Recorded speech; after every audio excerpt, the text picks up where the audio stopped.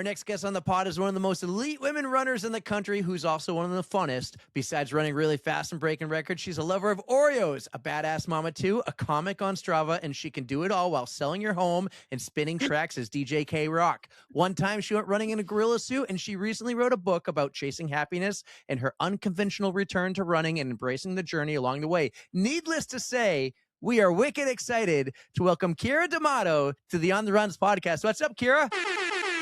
Okay, that was the best intro. I don't even think I need to be here anymore. You've covered it all. That was awesome. Eric, you nailed it. Well, don't leave. I want to hear about DJ K-Rock. I know. DJ K-Rock, that was an era for me. That really was. That was an era. I was like a DJ for close to 10 years. Oh, wow. Were you doing like weddings, or were you doing clubs? What were you doing? Was this like cassette tapes or CDs, or were you spinning vinyl? Okay, it started as CDs. So I would bring okay, it started slow, but I had like I think a 6-disc CD player with huge speakers that I'd bring and tons of music. And then eventually I upgraded. Once like the MP3s and all songs went digital, I was able to upgrade, and I used iTunes. So I'm not like a cool DJ, like spinning records or anything, but I started with CDs and then went digital. But iTunes had an automatic fade that was a 12-second fade. So it sounded like I was mixing tracks, but I wasn't. I was not. That's like a life hack. I love that. I know, yeah. 12-second fade on iTunes, you sound like a DJ. Yeah. Excellent. My dad was a DJ throughout the 80s and 90s, and he had like crates on crates on crates of CDs. He had these massive speakers, which we still have, and we're going to use one day for our live shows later next year. But he would crate all this stuff around in our Suburban. And now a DJ just shows up with like a hard suitcase. They flip it open, and they got this fancy soundboard and a laptop, and that's it. When I was able to upgrade to that suitcase that all folds into itself, that was like a game changer. So that was a big move. So you know my journey, Eric. I've seen it. Well, I do my research, but I've seen it through my dad, and I'm like, yeah, you carried around all your stuff, crated around big speakers and all that. Yeah. That's no joke. Well, the funny thing for me is people were inviting me to come to all these awesome parties. Like I was never up in the club. I played Indie Club a lot, the song, but never up in the club. Mm-hmm. But like, I kept thinking, I can't believe I'm being paid to do this. You're inviting me to this awesome party, and I get to pick the music the whole time. Like, this is incredible. Like, and I'm getting paid, and you're bringing me food and drinks and everything. Like, that was when you awesome. put it that way. That's kind of the way to go. Like, yeah, I'll play my music and I'll dance along like the whole time. This is great. Exactly. I will say it is incredibly stressful though, because it's like a Minis People Choice Award every time you play a song. So you get feedback immediately when you play a song. People like, and you can tell like, oh, this is going really well, or like the dance floor clears, and you're like, oh, I thought it would go over better than that. But so that is a little stressful. It's a code brown. Oh, is that what they call it? That's what we like to call it. A code brown is like an oh crap moment. It's like, oh crap, this song didn't hit. Yeah. So yeah, I'd have a code brown. Yeah. We were just talking last week on the pod though. Did you watch MTV growing up? Were you a big MTV person? Because you saw it. MTV's no longer. What? I didn't see this. He just broke the news to me today. I had no idea. On New Year's Eve, when 12 o'clock hit, MTV ended with Radio Killed the whatever video that song the is. Radio yes. Yeah. Video Killed the Radio Star. And then there was Internet Killed the Video Star. Do you guys remember that version? Well, it killed MTV. Oh, it's no more. I feel a little sentimental about that. I know. We grew up like going home watching TRL and voting for the songs and great, and watching the music video. Well, and Singled Out. Do you remember that show? I used to love that. Yes. Oh my God, Chris Hardwick. That's digging deep too. Wow. Yeah. I'll shed a small tear for MTV. Like the memories. Yeah. Good high school memories. Yeah, I haven't watched it in years, so I guess I won't miss it. But anyways, how are you? Happy New Year? How are you doing? It's so nice to have you on the podcast.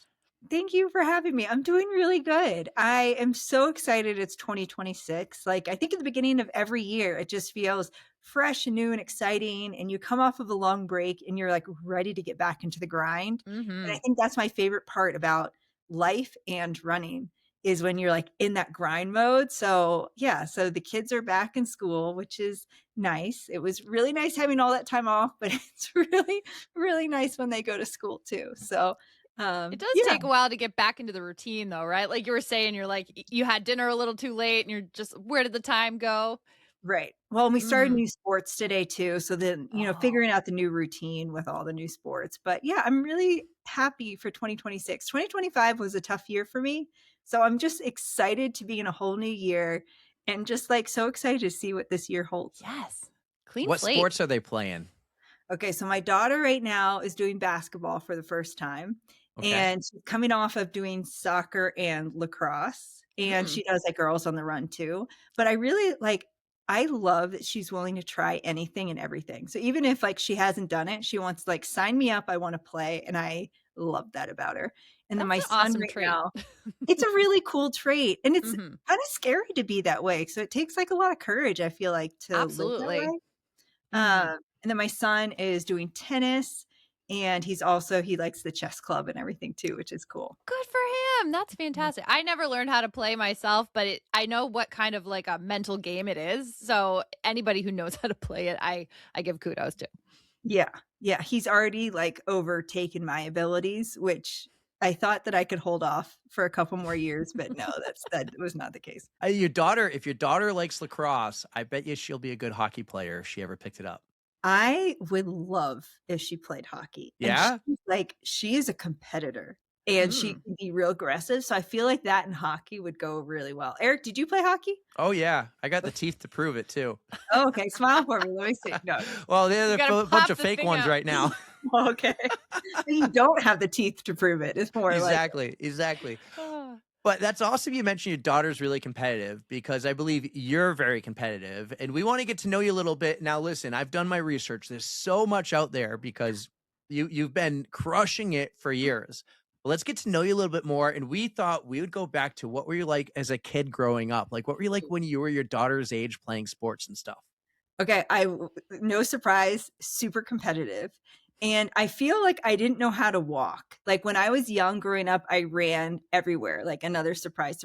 But like through the house to get from my room to the kitchen, I would just run because you get there faster. So I feel like I was this girl that was like always on the go.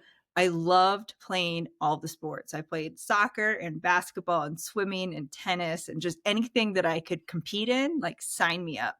And I was a knucklehead. I like loved to laugh and joke around. Like I loved hanging out with friends, but yeah, and I'm the oldest of 5 kids. So I think I am a self-elected boss of the family, which no one voted for me. People are still not voting for me to play that role, but somehow that's what I do. That's perfect. Oh man. So Keira, before we really get into more of your running journey and just like how you got things started, I have to tell you a little story about this podcast. I went back and listened.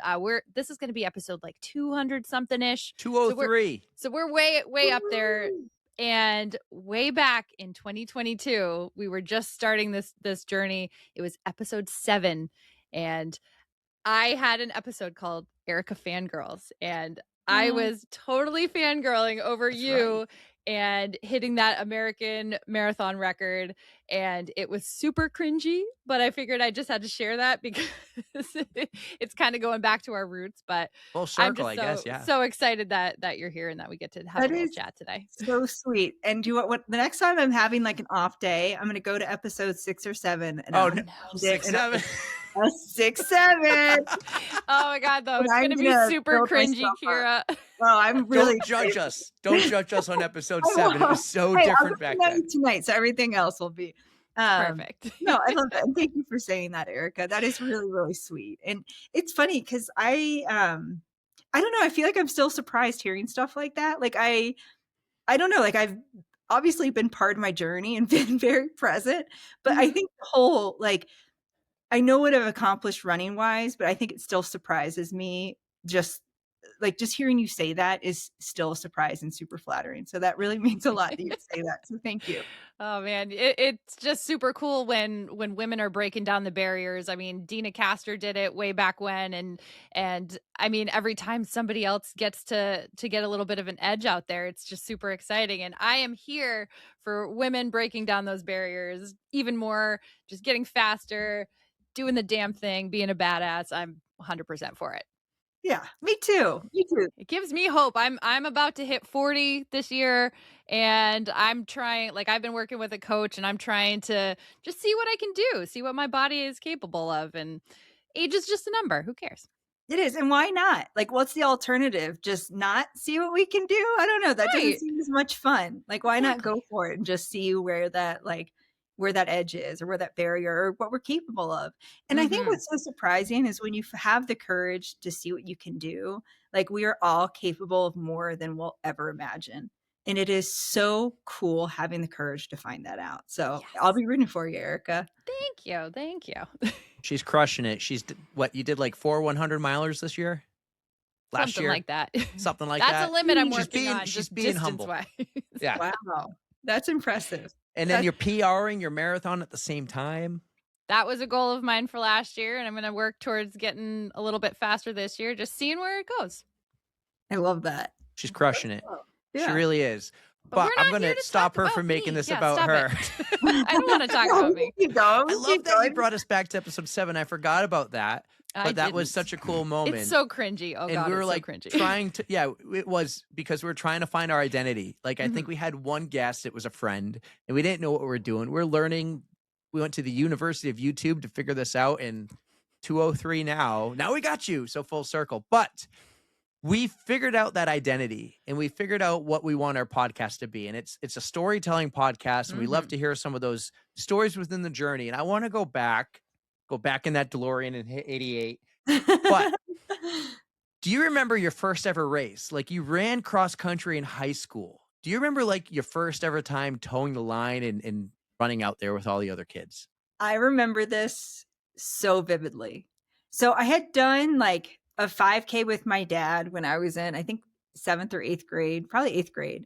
And my dad was like, "Hey, we'll just run this turkey trot together." And I was like, "Okay, good." Cause like, this is really scary. The gun went off and he just took off. He left you behind. And so I didn't see him again until we crossed the line. And actually, like, he only beat me by about 4 seconds. But Oh. so he ran, I think, 1958. I ran 2002. What? And so he beat me by 4 seconds. And then, but I was like, "Dad, what, what was that?" And he's like, "I'm sorry. I just heard the gun and I just went." But he also couldn't believe I was that close behind him. And that is the last time that he ever beat me. Or and the last time we ever raced, really. But anyways, okay. So my first real race, my freshman year at Oakton High School, I accidentally missed the tryout cross country. Like, I guess there was like some sort of time trial that picked the varsity team. And I didn't know that was happening. And I went to the beach instead. And so I come back and they put up the list of varsity and JV, and I was on the JV list. And as a super competitive person, I was like, "What's the deal?" Like, I've been running with all the girls on varsity. I've been beating them in a lot of the workouts. And actually, most of them disliked me because I smiled too much, which is funny. But now they're all my best friends. I was just actually texting all of them. We're planning a girls' trip. So we got past that I Hey. smile way too much. Okay, so I'm pissed that I'm on JV. I'm on the starting line and I'm like, just like, I'm going to go after this and show like I deserve to be varsity. And I went out and started running and I'm like, this is awful. this sucks. Like, why am I doing this? And so in the middle of the race, I was like, I'm not a quitter. So I'm going to finish this. But I was like really praying that like a deer would come out of the woods and take me out. Or would you run by this like driving range? I was hoping someone would hit it really far and just hit me down. Like, I wanted an Or excuse just to stop running, but I didn't want to like quit. So I was like, okay getting hit by a golf cart, but I wasn't okay walking off. I don't know. well, that takes it out of your hands. Like if some unknown thing happens to you, I can't do it. It wasn't my fault. You know, nobody saw that tree falling, but you know, it hit me. So I just couldn't keep going. But I found myself in second place with like 400 to go. And I was like, well, now I've come this far. I can see the finish line. I might as well win. So I won my first ever race. And I ended up beating the whole varsity girls team for my team. And I would have like placed on like the varsity team that day. Wow. But I crossed the line and I was like, wow, actually, that was awesome. Like, and I sort of realized then, like, that's what's running is all about. It's like doing something scary. It's it really, really sucks and you want to quit and you work through it. Mhm. And so I was like, okay, I think I got the hang of this. And it's funny because in the next race, the same exact like cyclic emotional roller coaster where I was like, this sucks. I don't want to do this. I'm going to finish because I'm not a quitter, but this is terrible. That's But like yes, that was my 99% of runs for me. Like they suck, but they feel great once you're finished. So right. Once you're Perfect. done. Yeah. So that was my first ever race. Wow. Did you get moved up to varsity the next race? Oh, I never ran JV again. I love that you advocated though. You're like, I am better than this. Like I don't belong on this team. Like I'm going to work hard. I'm going to show you that I deserve this spot on varsity. Right. And I learned an important lesson too. Like you can't just miss practice, right? Like that's like I should have like I earned that spot on JV. I wasn't at the important practice. So that was an important lesson for me to learn too. But Gotcha. I like about this sport, and you've been running a long time, and I even think you were very, did a lot of track, long distance track in college and even high school. It's a sport where you determine where you place and how you place amongst your teammates. It's unlike, we'll stick with hockey here. Like you could be a great left winger, but you might be playing second line when you should be on first line because maybe the coach's kid is on the team or something. Like the coach can't do that in this sport. If you're faster and you continuously beat the other runners, you're going to be on that varsity team. Because I only think you get like 7 on cross country. yeah, it's so funny because just at my daughter's basketball practice, I got into talk of one of the other parents, and we had this exact same conversation. How running is so black and white. Like you train, you work hard, and then you get a number at the end of the day, and that's your number for the day. Like there's no like objectiveness about that. And like I remember back when I played soccer, I could be having the game of my life and we'd be losing and be like, man, like I'm like crushing it today and we are losing. What is going on? So yeah, that is the fun part about running. But also then there's nowhere to hide. Right. That's true. It's a very solo sport, but I mean, sometimes you play off of your competitors. So if somebody is working really hard and you really want it, you're going to push yourself harder. So it's very much a give and take, but yeah, solo at the same time. Were you strictly cross country in high school, or did you eventually make your way to track? Like, were you playing basketball in the winter and track in the spring, or what were you doing? Yeah, so after cross country, so the only reason I joined the cross country team was to impress the soccer coach. And That's exactly why I ran cross country so for hockey. Soccer in Virginia's in the spring. So I did cross country, and then I debated between basketball and indoor track, but I did indoor track. And then I had like a big I don't know, internal debate. Like, do I do soccer that I've done my whole life? That's all I wanted to be, was like a professional soccer player, or do I keep with this running thing? And I decided to stick with running. So I left soccer, and the soccer coach at Oakton was kind of disappointed because I could run circles around everyone. But he's like, you sure you don't want to just give running a little break and come over to the soccer team? But I kind of found my love. But I think I also I found my people. And I found my community, and the girls that didn't like me because I smiled, they eventually really liked me. And I just had found my people. So I think I was just a lot happier with the runners.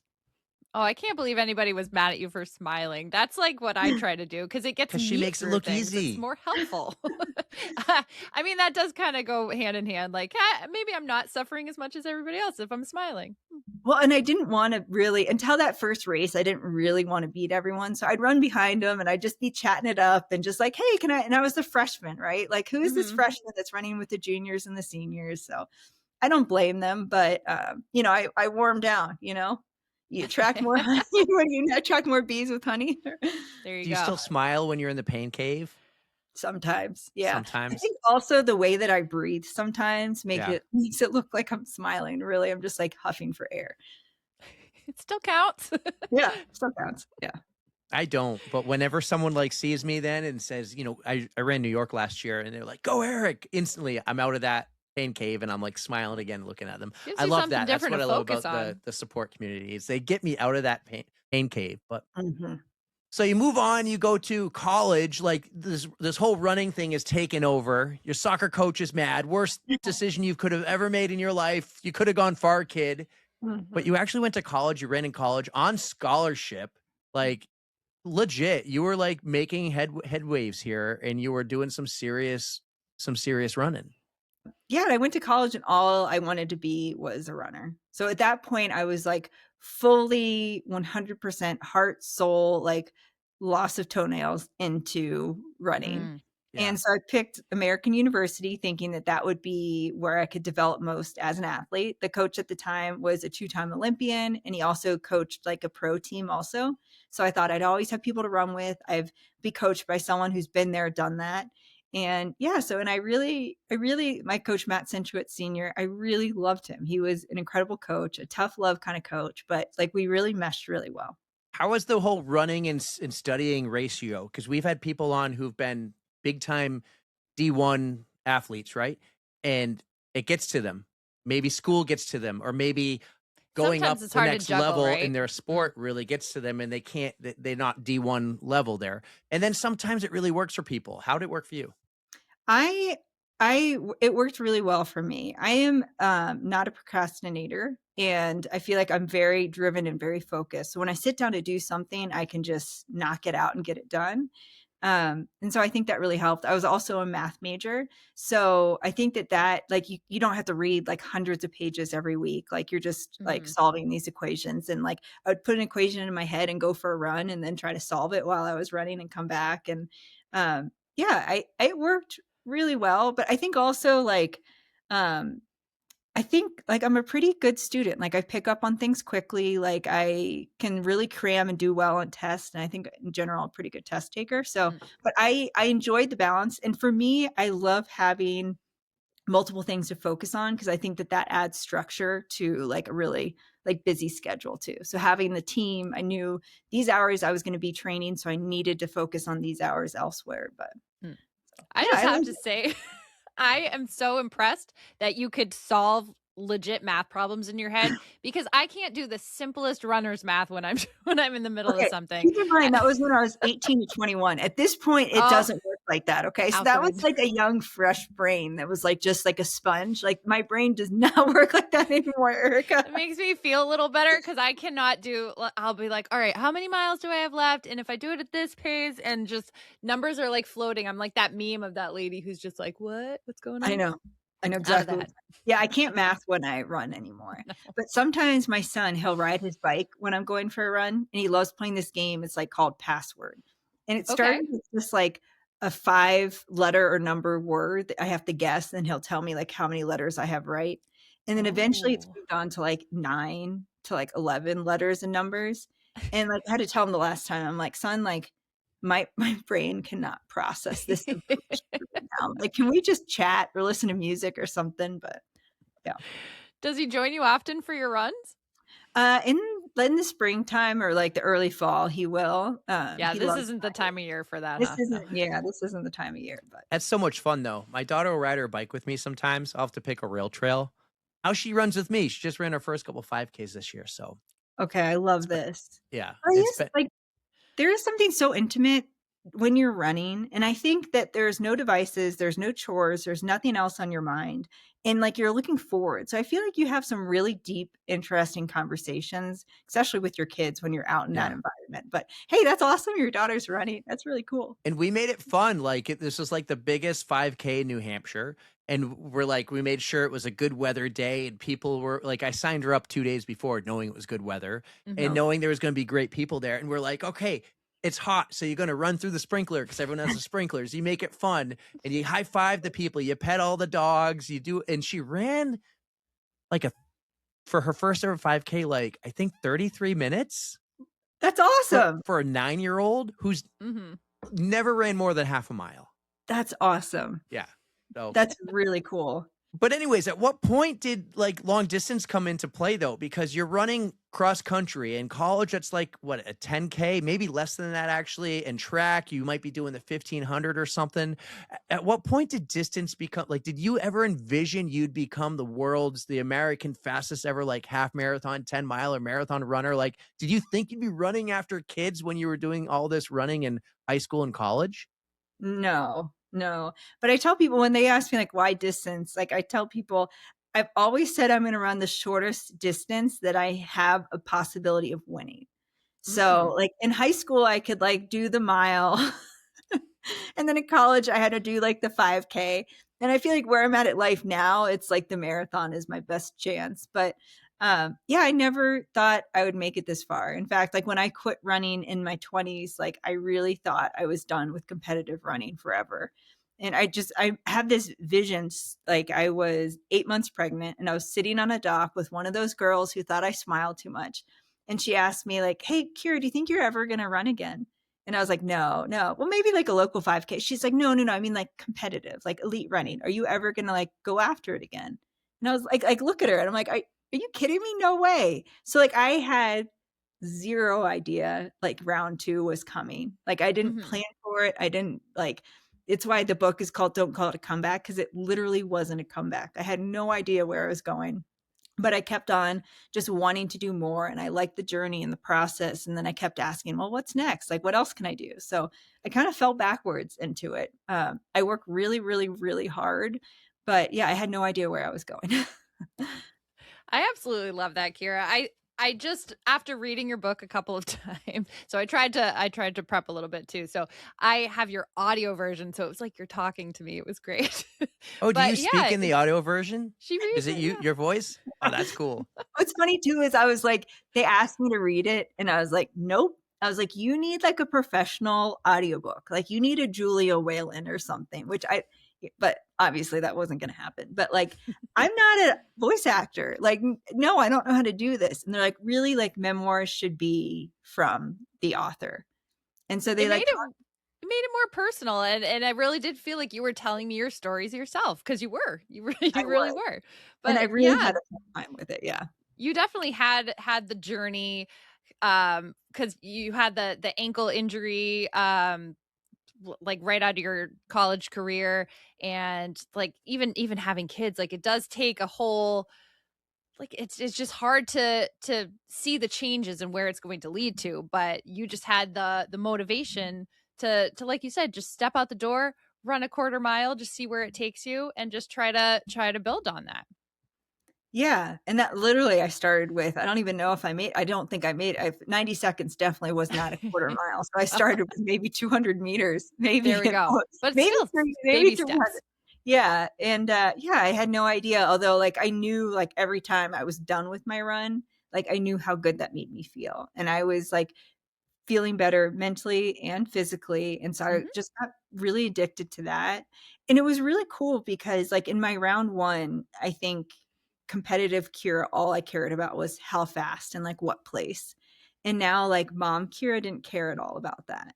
Like, I cared about where I was running or how I was feeling. And eventually I joined Strava and I was like hoping my mom would give me kudos. But those were the things that I like cared about. I give you And kudos, by the way. hey, thank you for that, Eric. I I read really your I read what you write. I appreciate that. Sometimes it doesn't make a lot of sense, but I love. Okay, also on my Strava, if you need to click on the comments, like my jokes, I think are funny, but I think what is hilarious is what people will comment on Oh, my. no way. Yeah, people are really, really funny. But yeah, it kind of grew. But yeah, and thank you for reading my book, Eric. I really appreciate It that. was so engaging. It was really fun to, because you tell the stories, but you also have life lessons behind them, like that you're just sharing your experience, and hopefully it's going to help somebody out there who needs to start over again. And like you said, don't call it a comeback, because you never know what's going to happen. And yeah, it's just a journey. Yeah. And it's funny because when thinking about like after I broke the American record in the marathon, like people were saying, you need to write a book, you need to write a book. And I like quickly dismissed it because I just kept telling people I didn't have my ending yet. Like, I don't know where this book's going, you know? Mhm. And I Uh-huh. realized I was doing that because I was kind of scared and I didn't even know where to start. And then I like, I felt like writing a memoir would feel like a little self-indulgent. Like, who am I to write a memoir? And then, but so I wanted it to be something helpful, but then also like, who am I to write a self-help book? So I tried to like merge the like, trust me, like, I mean, I feel like I figured out some secrets of running, but I like, I hope it will help people with their life, but I don't Yeah. want to tell people how to live. But I tried to find some way to kind of like combine those ideas. So teach the lessons that I learned, which most are lessons that we've all learned, but Mhm. hopefully it's like a good reminder of how to learn them again and like, I don't know, as we all age, but then like through some just weird stories. And I've done a lot of weird things in my life. So I totally appreciate that because a lot of it, like it's about you finding the joy again in running, making it fun. And some of the stories, like Eric brought up in the intro, you ran in a gorilla suit, like you put it on to be funny, and your coach is like, "Nope, you got to wear this now." And you're like, "All right, let's go." I'm not going to back down. Like when you Yeah, challenge me to something, when you're like, Keira, you won't, I'm like, okay, well, buckle up. We're doing this. I So like that. I want to know about your book. Yes, And I know the there's so many book. stories. Erica's going to give me her account so I can listen to the audio version. Mhm. But we've had book writers on here before, everyone from amateur to professional, someone who's written his own book about running and Self-published too. Mhm. exactly all the way to someone who's written like professional books, like does it for a living and happen to do it about a runner, an Olympic runner, and the whole story and getting that journey. How was the process of writing this book? How did it start? Who is Evelyn? Like, tell us everything. Were there ups and downs? How long did it take? Were there code browns? Like, tell us I the book writing story. I loved this journey. I had so much fun. I think I'm a person that in my life I'm a keep moving forward. So I'm like, what's next? What's next? Moving forward, what's next? And I think this was such a beautiful way to reflect on my life in a way. So Evelyn, she did a piece on me when I was on the cover of Runner's World. She came out to Virginia for a weekend and followed me around and wrote this beautiful article. And it was one of the first articles that I felt like really seen. Like there was a Mm. couple lines in there that I was like, "Ooh, she really, really got me." And like actually one was like I took her one day to go for this run. Actually, we ran for a little bit and then she hopped on the bike and we were just talking. And it's like my favorite road in Richmond where like everyone goes and runs. And so like any given day you run there on like a Saturday or Sunday, you'll pass like 50 some people out there running. And I love it because everyone's, hey, how are you? And like a lot of people are like, go Keira. And like every time someone would say that, I would say, Evelyn, like I paid them to say that. Like I'm really not this cool. I just paid them a lot of money. But so in that article, what she wrote was Keira loves going to this place and everyone's cheering for her, but it's clear she's not there for the cheers. She's there because she wants to be part of the community. And that just Mm. like, I was like, oh my gosh, you see me. Like, and I think it would be a natural assumption to think, oh yeah, she just loves being cheered for. And it is nice. I will say that is nice.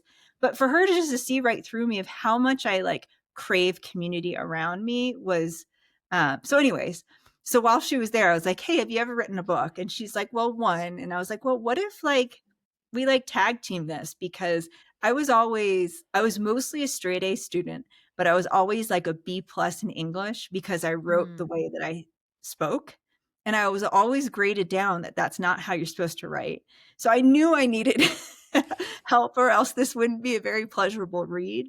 But I also talked to Evelyn and I said, I do want it to be in my voice. And I do want to stick it to all those English teachers that told me, don't write the way that you talk. I want this to feel like a conversation. I want this to feel like we're out on a long run and we're just chatting, and It going off definitely translated that way. It was great. You got the little asides, like your little quotes, and so I on felt like we were actually like talking. It was great. Yeah. And so, yeah, so we kind of like broke down the chapters and I told her like what lessons learned. And then I would fill in the stories and she would put it all down on paper. And then I would read it and say, well, this isn't what I meant here. Or, hey, let's use this. Or, hey, that reminds me of time. I've won like 6 radio contests. We should probably include that in somewhere in the book. We're like, oh, one What, a time radio contest? I went on this spree where I was winning radio contests like it was my job. And I don't know what that says about me. It says you're good at dialing because I could never get in through those things. I don't I know. never I picked don't up. know. I don't know what that says, but I the only one dialing? That's what I started like questioning. Like, am I the only one actually pursuing this? But What yeah, was the sounds coolest good. prize? Okay, well, oh man, so I won a lot of concert tickets. I Okay. won like a Awesome. really cool like prize pack. I won tickets to this like I don't know, it was called like some glam fest concert or whatever. I won like a CD like pack. I won some like DVDs and stuff. So it wasn't really all that cool. One time I had to call I had to call my mom and pretend like I was in jail. And if she freaked out, then I'd win a prize. And I was like, yeah, I'll do that. Can you find this? Do you have Don't, this? don't go looking for it. Oh no. But the funny thing is, like, I was so nervous to do this. It actually sounds like I was crying, but really there was a shake in my voice because I was like, why am I Laughing doing so hard. this? I don't know. So I've done a lot of weird things, but That's fun. yeah, I don't even remember any of the prizes. So I don't even think it was about that. Just for the fun of it. Why not? You enjoy Yeah. it. I like it. I like doing that, but I sidetracked you back to the book. So you're Oh. doing this really cool book with Evelyn, and she's going to help you because you're a B student in English, but you're an A student everywhere else. And now, like, how do you go about writing about yourself? Like, how did Evelyn help you with that process to say you need to just get it all out there? Don't hold anything back. I'm assuming I haven't read, but I will get Erica's login credentials to listen.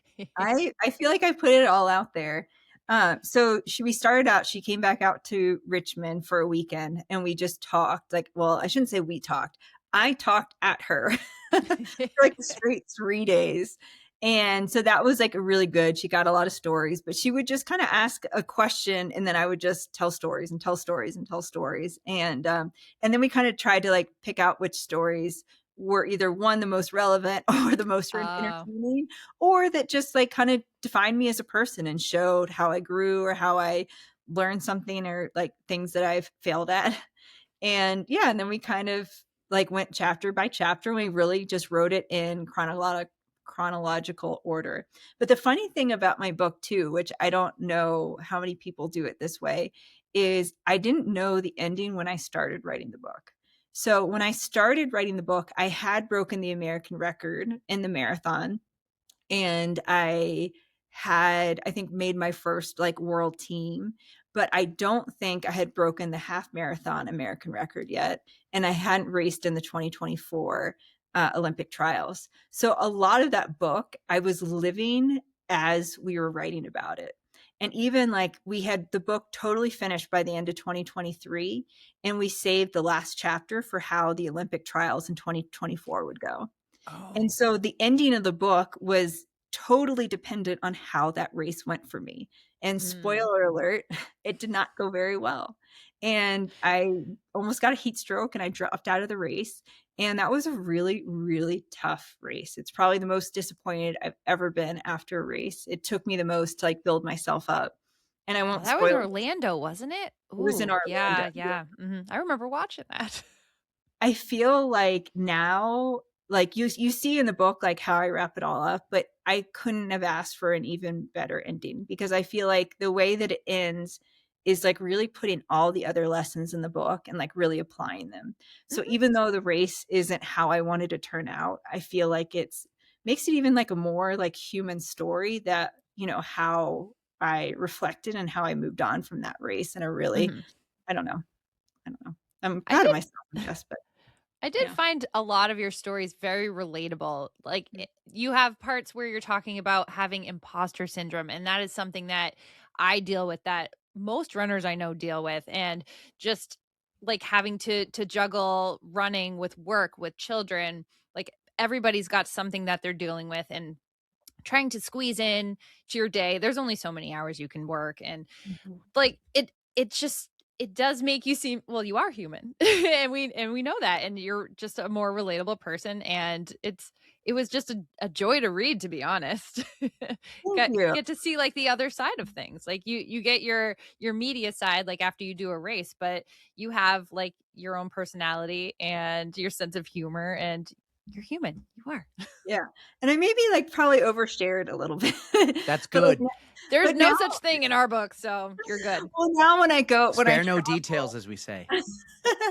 well, I mentioned in the book that I always forget to pack underwear. Like I overpack, perpetually overpack, but I always forget underwear. So there's like an 89% chance if I'm not in my home or within driving distance from my home, I'm going commando.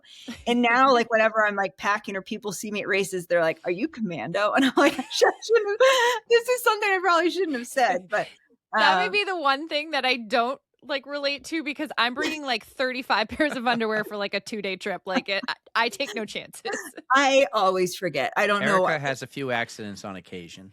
But That's what if okay. I did, like Yeah, you gotta be prepared. Yeah, I don't know why I'm like that, but also it's like I won't like jokes permanently implant themselves on my brain, but the simple act of packing underwear when I travel is just like not there. Like I don't know why my brain stores some stuff and not other stuff, but Well, my brain is like 90% like song lyrics and like I can't remember like directions to Eric's house. Like he lives 10 minutes down the street. Like the brain is a weird thing. that's a good one though. I wish like I always make up my own words for songs, and I'm constantly like people being like, "No, I don't think that's how it goes," but I love misheard song lyrics. Those can be funny too. yeah. You should try running with her as support crew during an ultra, and she's trying to remember a song that her dad loves, and she can't. And for like 4 miles, she's singing the wrong lyrics, and then finally it clicks. That was a fun Layla, time. it was Layla. Such a good Eric Yeah. Clapton. Yeah, but she's trying to do it at 2 a.m. at the hamster wheel, and Ultras are it's weird not things. I working think out. this is why you're a great ultra runner, because like you can distract like that. I feel like Right. is the secret is you can distract your mind and fixate on something that is way more fun thinking about than left foot, right foot, left foot, right Exactly. That's And you get to true. annoy your friends at the same time. So foot. Win-win. I will echo the relatability, but I more so just watch you from the social media side of things and on Strava. But like as a mom of 2, dad here of 3, sports kids take priority a lot for all of us, and then we have the fun things we do. And Mhm. running's more serious for you because it's part of your job. But you also you sell homes, and you might come back out of retirement and DJ again one day. But you are relatable to a lot of runners, I feel, because we see that inside story of your everyday life and at the same time crushing it, breaking world records, American records, just killing it. But about your book, Erica wrote some notes, and because I don't know it, I want to ask a couple questions. One thing you said is the more fun you have, it can improve your chances of success. Tell me, like, was that something that happened or something you learned along the way and you made work for yourself? Yeah, so this took me a really long time to figure out. So when I was running in high school and college, I did not know this. Like I thought working hard is hard, so it had to be serious and you had to be focused and I feel felt like a walking anomaly to that because that's not me. So I felt like my round 1 I was trying to rein in my sparkle and just show up and be that hardworking person. Like I thought if I was telling jokes and I was laughing, maybe people would think that I didn't want it as much, or I wasn't working as hard, or I was slacking or something. So I felt like I reined in the sparkle a lot. And then round 2, coming back as a mom, like this was my fun thing. Like being a mom with young kids is really tough and you give a lot of yourself to that. So having a little thing in my day, and I found that the more fun I was having, the more I wanted to do it. And the more I was doing it, Right. the more success, like the faster I got and the more success I was having. And like I was just having the time of my life. And so I think when you're focused on the fun, I would show up to a race and sometimes I'd hit my goal or sometimes I wouldn't. But the days that I wouldn't, I'd be like, well, did I have fun? And I'd be like, hell yeah, that was awesome. Like I was like, I got to like, I don't go out and race and test my limits and like, oh man, I hit that wall and it was terrible. But look at me living to tell the story. Like, Mhm. so I started realizing that for me, fun was connected to success. And when I focused on fun and my happiness and finding the joy and just authentically pursuing things that really excited me, I was having more fun and like way more success than I ever could imagine. That is such Right. an important thing. That I try to bring that into my life too. And it has changed how I thought about running because it used to just be kind of a slog. Like I know I should go out and do this, but I didn't really want to. But once I started having more fun, like it made all the difference. It's because she runs with me. I feel Yeah. well, to me, like when I came back in round 2, like when I was thinking about getting more serious with running, like I was Mhm. really nervous to like train more serious because I still had this notion of round 1 Kira. And so I was like, well, but this is so much fun right now. I don't know if I really went for it, would it become less fun? So I made a Mhm. list of what made running fun for me. And I share that in the book. But one of those things is community and like having friends to run with and being silly and doing that. So yes, Eric, I do think it is partly because I'm not going to give you all credit for Erica's happiness, but I do think part of her like enjoying running, I'm sure, is having a buddy to do it with. Honestly, it does make all the difference. Just because you get kind of just get to shut off the brain, just shoot the shit. Mhm. It really does kind of take She the just stress out of listens it a to little bit. everything I say because I talk, talk, talk, Yeah, talk, I talk, can't get a talk. word in, I but was I was I'm a great training listener. Yeah, I was training for Ironman, she was training for all the world majors, and we were just, like, aligned our long run days, and because 'cause we're college friends from over 20 years ago. Okay, I love Right. this. And I We go moved way back. far away, and then I come back, and it was just like we started all training for races and stuff. Not the same races, but we just figured that out. We Mhm. started a little fun club on Sunday mornings, and I talked a lot. Do you know what? So And every talker needs a listener. Like that was yes. there was a girl That's I why talked we get along so well.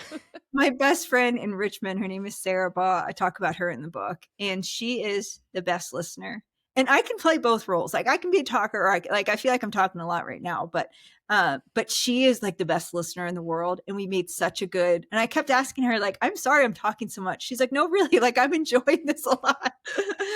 So yeah, so It it's is good. nice to listen though. Like I don't mind not talking because I get to learn more about who I'm running with and like their whys. And it's always nice to see like why somebody likes doing something because I have my own reasons, everybody has theirs. So it is nice to just unwind and like you said community. That's super important.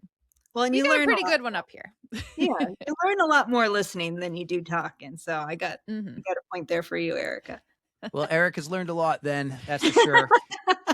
Another book question, the last one for me. Erica, I'm sure has plenty more, but I'm reading her notes here. She did her notes. It's amazing. I love it. Thank you, Erica. I don't know if we're getting serious here, but I want to talk about bananas Mm. and running postpartum and dealing with mom guilt, being a parent because you are like a legit elite runner, but you're also a mom, a Mhm. badass mama too. So tell me about bananas Code and word how you run with bananas. being a mom. Yeah, so when I was getting back into running, I felt a lot of mom guilt. And I felt really guilty that I was doing something for me that didn't benefit the family. And I know, I mean, I think that's just parent guilt in general, but I do Mm. think women tend to hold that on a little bit more. But but you know, I'd go out for a little bit and I'd come back and I had this like dipstick that I would like, not a real dipstick, but like that's a weird word to say, dipstick. It was a good analogy. I like it. But I would use this dipstick to make sure, like, when I left and I came back, are my kids still happy, healthy, kind, and loved? And so Right. then I could go for like a 1 mile run and come back and be like, my kids' world went on without me. They're okay. And, you know, eventually that moved up to doing long runs of 20 miles. And I'd come back in and be like, okay, my kids are fine. Like, they're still happy, healthy, kind, and loved. But so I started taking them to races. And when like I would run around the neighborhood or they would come to a track or we'd go outside and like run around together, I would always stop and hug them and give them kisses. And so like the first race they came to, I just ran right by and I like Mm. waved and I was doing the I love you sign, but they like both started just bawling. And they were so confused why mom would run by and not say hi, not give them kisses and hugs like a jerk. And I realized then that I never explained to them what racing is, you know, and like they're Mhm. new to this world and they had no idea why I was doing this. So I came home and I'm like, okay, this is a good like teaching moment for everyone. And I explained to them why I'm doing this, like what my goal is. And like I can't stop when I'm trying to see how fast I can get to the finish line. I can't stop and give out hugs and kisses. So we came up with this code word and I let them pick it and they picked bananas. And it meant I love you, but I'm racing right now, so I can't stop. But this is hugs and kisses, and I love you, and I'll see you at the finish line. So it was like everything rolled into one. So in races, when they'd come, I'd run by and just yell, bananas, bananas. And then they knew, okay, mom's running. She can't stop and hug us. She's not being a jerk, but she's trying to get to the finish line as close, as quick as she can. So that was bananas. And I think that like that word is so perfect because it summed up like how I felt about my life then. It felt like just bananas. So yeah, that was perfect. So I know your kids are a little bit older now, but do you still use that word if they see you in a race? I a little bit, but they forget it. Like I was talking about it recently and I was like, bananas. And they're like, what? I'm like, you don't remember bananas? So they like, I think that's like in a far memory now. But I think now they understand. Like they see me going out for runs, they see me training, they see me like going for workouts. So I think that they are more present for the journey now. So I think they understand a little bit more why and like what a race is all about. So Gotcha. No, that's still really special. That's a nice moment that you had with the kids. I should get a banana tattoo.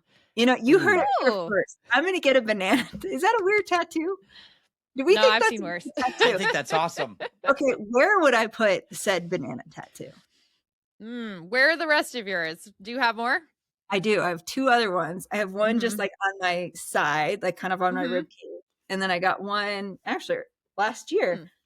Right on, you can't really see, but it's like on my wrist, like kind of it's some arrows like pointing to my watch. Can you see that? Do you want to be able to see it? Do you I want don't to know, be able to bananas- see You gotta it put to it be in the right reminded? spot, though. You can't just have Yeah, a I don't banana know. somewhere. Yeah, What bananas about- is a little tricky. Maybe I need to do bananas plural. What about your calf? You see a lot of people put an Ironman one on their calf or like a marathon, like a big thing, 26.2. Okay. Like the back People of your are going to calf. be I don't know chasing if you you want and they're people going to see your asking you that at tattoo the be beach, like, what is this? but They can ask you at the finish line. Yeah. Okay. So if you saw question. If you were in a race and you saw on someone's calf a tattoo of bananas, would that motivate you to try to beat them harder? Or would you think, oh, they're crazy. I'm going to let this lady win. Because I don't want it to motivate them to be like, oh, I got to beat the banana girl. would it spell bananas or would it be a tattoo of an actual banana? Like a banana with arms and legs running?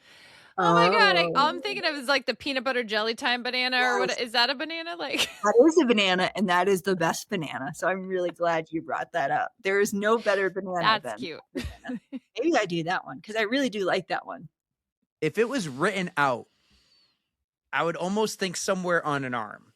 Right? I'm thinking Casey Neistat has a ton of like right here. You could do it in like the pretty cursive writing and it just says bananas. And like that's elegant. You could put that anywhere. Oh my gosh, you guys, this is the best brainstorm.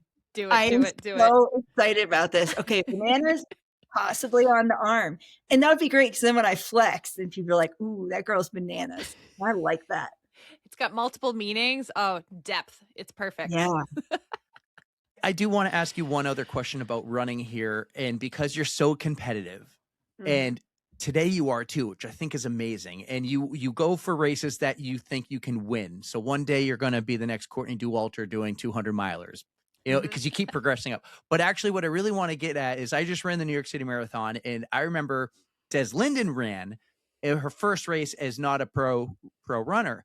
But she ran like, Eric, what was her time? 4 something with, I forget his name. He was from the show, the Broadway show. I can't remember who, but I know who. My sister's going to be so mad at me that I can't think of it. Was it Hamilton?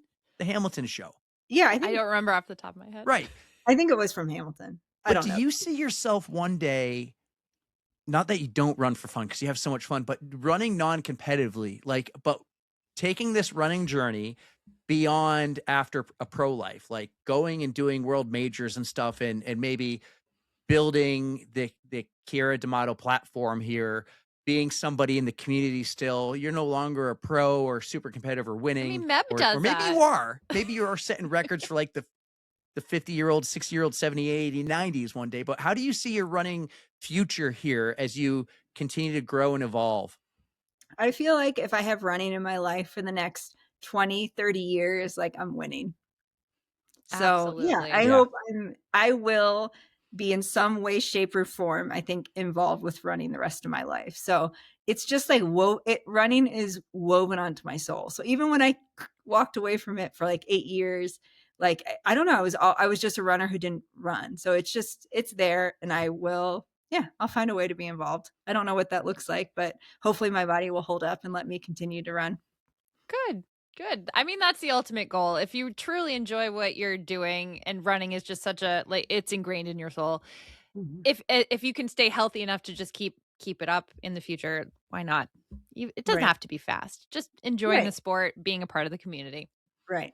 But I did just qualify for the 2028 trials. So Not a big deal. not a big deal. Get us here. Do you have a little sound for that? Let's get a sound for that. I'll do this one. Somewhere. Not a big deal. So yeah. So, like, I'm going to continue to go for it and just see what happens. As you should. I mean, Yeah. you were in the prime. This is like pure Keira era. Let's go. You're in your Keira era. That's really hard to say. You know what's funny is a lot of people just called me Keira era. Like, that was, some people pronounce my name like that. I've heard everything. So Keira era. I like that. I had to that correct and your- bananas. Can't wait. I can't wait for the banana Yeah, tattoo. yeah, You're not yeah, off yeah. the hook. We could talk to you for hours, and anytime you want to jump on and burn the midnight oil with us, because this is a lot of fun, to be honest. It's 10:30 right now. I love this, but we do have a couple final big questions. We always ask everyone. I change mine up every year, so everyone is going to get this question this year, and you are going to set the tone. Okay. I want to know, what is your hot take for 2026? Give me a hot take. It can be funny. It can be serious. It can be personal. It can do something about sleeves. Erica gave me like a clue there to help you out if you needed it. Give me a hot take. Okay. I have a couple. Yes. I think honeydew should go extinct. I think that is the worst food on the planet. It's a filler food, and it should not exist. Honeydew is the worst fruit in the fruit salad, and I think people put it in there as a filler fruit, and we do not need it in our lives. That is Love it. hysterical. I Okay. feel like I'm the only one who doesn't mind honeydew, but I don't go buying like melons. Like, it's just, I don't do that. But Erica, I'm really I proud of understand. you for admitting that after how hard I went after honeydew. And I really I'm respect gonna go that. like hide. No, I'm just kidding. No, I really respect that. Okay. Also, I think mustard is the best condiment. Okay, no one's really And- arguing with that, so that's fine. Yeah, that's legit. Pretzels. It's not my yes. go-to, but I like when dogs, you do like yes. a hot dog with everything. Like, I can't do just mustard. Oh, see, I could. Do you I'm like okay with Chicago hot dogs? The way they do that with like celery salt and the peppers and it's mostly mustard. Ooh, you haven't I'll tried try one it. yet. I'll try anything once, and probably Go for twice, it. actually. So I They're think I'd really delicious. like that. You're in Virginia. Well, you grew up in Richmond, but you're only a couple hours away from Martinsville. Have you ever heard of the Martinsville hot dog? No, actually, so I live in Utah right now. So Well, I'm yes, not, yeah. but no, where's Martinsville? So Martinsville is like north of Winston-Salem, North Carolina. So I used to work in NASCAR. I used to change tires in NASCAR. It was the Oh, that's coolest. so cool. Why don't we few talk about this the whole time, Eric? Do you have a podcast? I'd love to go on. I'll go on your.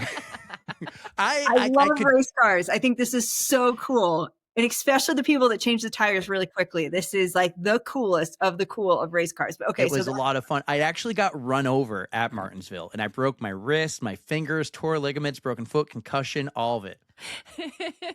He loves Yeah. telling this story for that exact reaction. Okay, He loves which it. wheel ran you over? My own driver, David Starr, in the truck series. Okay, but like 1 week before my first ever cup race, which was the pros, the top, which I never got to do because I got hurt. The only positive of this, because I'm from the Boston area, is I'm a diehard Boston Bruins fan. And because I was all like bandaged up, the Bruins won the Stanley Cup, I flew home for the parade, which was the day after my sister graduated from high school. I go, Hannah, look, I came home for your graduation. She goes, no, you came home for the Boston Bruins parade. okay, hold on. More questions about when you got hit by a car. What actual tire? Was it like the passenger side, the driver's It was side? the front bumper. Oh, so you really got rammed. I got ran. He said he pushed the brake and it went to the floor. So he hit me at about 20, 25 miles an hour. And I jumped on the hood, but I was the jack man. I carried the jack. I jacked the car up, and I had that job. The jack is held in my left hand, and there's this handle. And so when I hit the hood, because I jumped on the car, the front bumper hits. I jumped because I knew I was getting hit. Good. Front bumper hits So my scary. foot. That's how my foot broke. I then get like quickly turned, and the jack, my hand gets squeezed between the jack and the hood. And my back hits the windshield. I broke the braces in the windshield, and I went up and over the top of the truck and landed on the back tailgate. And it looked like I got stabbed like 10 times in my back because I hit like the spoiler or something. And you want to know what? I got right back up and I finished the pit stop. No, you did not. Yes, I did. Okay, so you got up, you ran around the front, and then jacked up the car.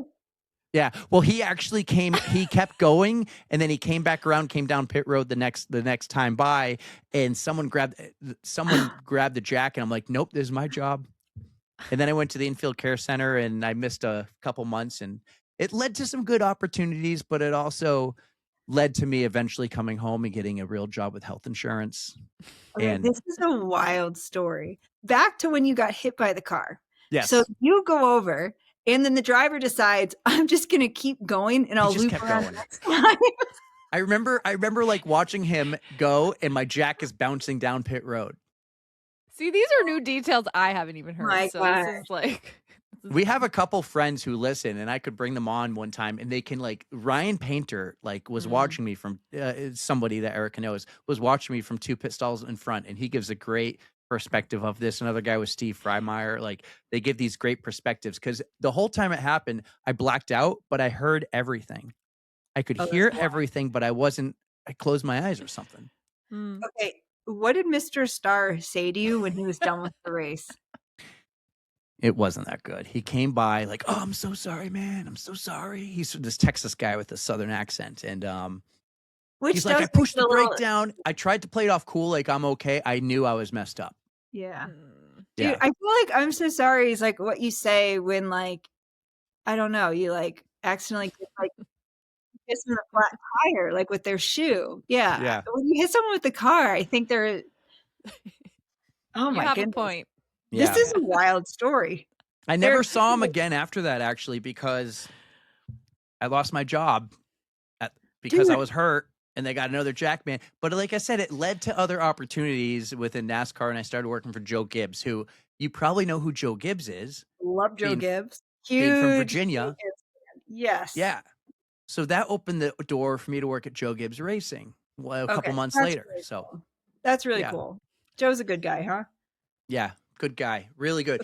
And man, Does he what send you a Christmas card?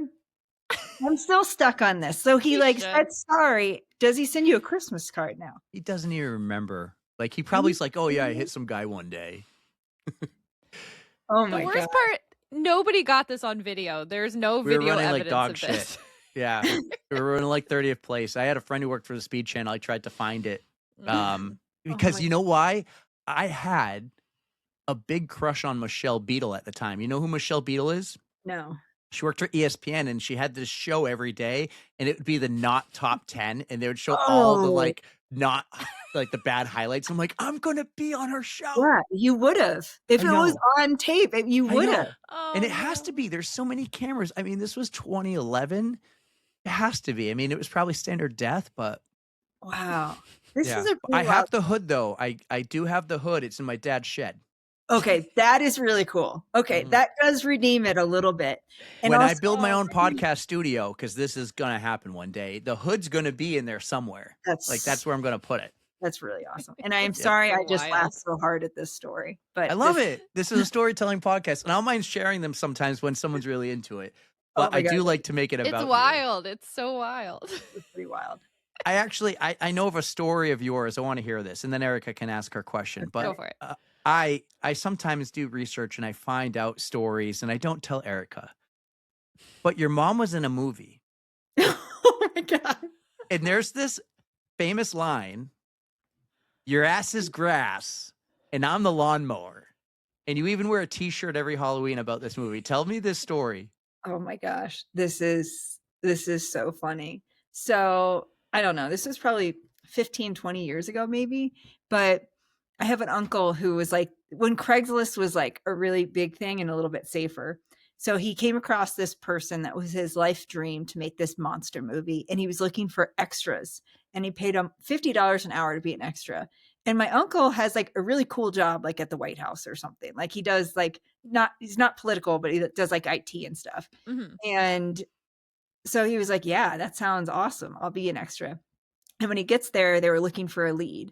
And it was like an all-American sheriff, like a woman, all-American. Like, and he's like, oh yeah, my sister kind of like meets that. And so he calls in my mom. And for the next like few months, every Saturday and Sunday, they meet to film this movie called The Meat Thing. And it's about this alien that comes down and like eats people. And so my mom is like the take no prisoner sheriff. And it is the worst movie I have ever seen in my life. And it's not so bad that it's good. It's like so bad it's terrible. Oh, Like it no. really is the worst movie. But like this was this guy's like lifelong dream to produce it. So I think he saved all his money and like got a really nice camera and all these old-fashioned cars and then made this movie. And so because like my mom is so embarrassed of it, actually, I think my mom really loves it. I think she was a star of this movie. So I think there is some secret part that she thinks it's like she's a very funny woman. So she gets the joke of how bad it is. I love But it. so I made the Meat Thing shirts and gave them out one Christmas. And now every year in Halloween, I wear this and nobody knows what it means. And no one even asks me on Halloween either. Like, I feel like if I saw someone wearing a Meat Thing shirt, I'd be like, what's that about? Right? Like, You would ask questions. why are you doing that? But no one ever asked me. So I just keep doing it. And I send a picture of me every Halloween onto like my family group chat. And like people don't even laugh anymore because I've been doing it for so long. But here's the thing, I think with a long running joke, it eventually will get to the point where it's funny again. So I think in another 5 to 10 years, if I keep this up, it eventually will be funny again. You are playing the long game. I I'm love playing it. the long game. Yep. Nice. I do good there, Erica. How do I top this? Yeah, absolutely. I had no idea. Are we talking? So it's MEAT, meat thing, right? MEAT, meat. Yeah. Because it Oh like, my God. because really this alien likes to eat the meat off of people. And the meat that it usually targets are on a woman's like breast and buttocks. Of course. But it is more attracted to men. So like he desires men, but likes the meat off of women. It's That is a movie. Mm-hmm. The worst movie I've ever seen in my life. But like my mom's in it. So like it's pretty cool. That's really fun though. Like that is such a cool story to tell. And I'm glad Eric does his research because he dug deep for that one. It's a weird thing, but it's fine. Like, I think one Halloween for someone just to be like, hey, like, why are you wearing that shirt? And I'd be like, well, let me tell you. Buckle up. Grass is grass and I'm the lawnmower. I love that line. line. Is like chef's kiss. That though. line did it it's for perfect. me. Recently, so we have a group family chat for Wordle too, and the Wordle was grass. So again, I used that opportunity to bring up the movie and the quote, and again, like no laughs, but that's okay. Damn. Yeah. 5 more years. I love that you keep going with it though. Yeah, keep it up. Long game.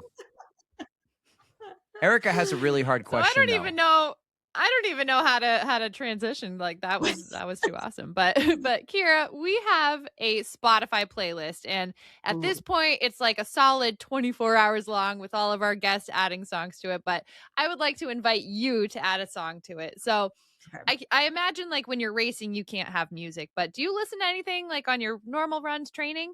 Yeah, I do. I'm either listening to an audiobook or music on all my recovery runs. So workouts and long runs, I simulate like races, but otherwise, so I listen to a lot of music. And I am. What do you got for us? Okay.